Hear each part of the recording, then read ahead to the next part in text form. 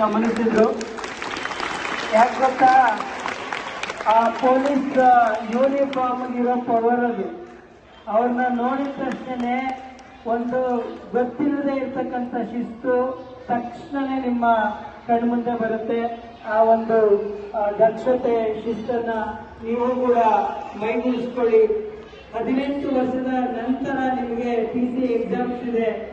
PC exams ತಗೊಂಡ್ರೆ police ಕೈಪಿಡಿ ಅಂತ ಬರುತ್ತೆ. ಅದನ್ನ ನೀವು ಪಾಸ್ ಮಾಡಿದ್ರೆ ನೀವು ಕೂಡ ಇವ್ರ ತರನೇ ಪೊಲೀಸ್ ಆಗ್ಬೋದು.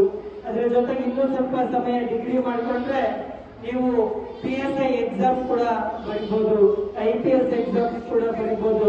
ದ ಮೋಸ್ಟ್ ಇನ್ಸ್ಪೈರಬಲ್ ಜಾಬ್ ಅಂತ ಏನಾದ್ರು ಇದ್ರೆ ಅದು ಪೊಲೀಸ್ ಜಾಬ್ ಆಗಿರುತ್ತೆ. ಮತ್ತೊಂದು ವೃತ್ತಿ ಬದುಕಲ್ಲಿ ಡಾಕ್ಟರ್ಸ್ ಜಾಬ್ ಆಗಿರುತ್ತೆ.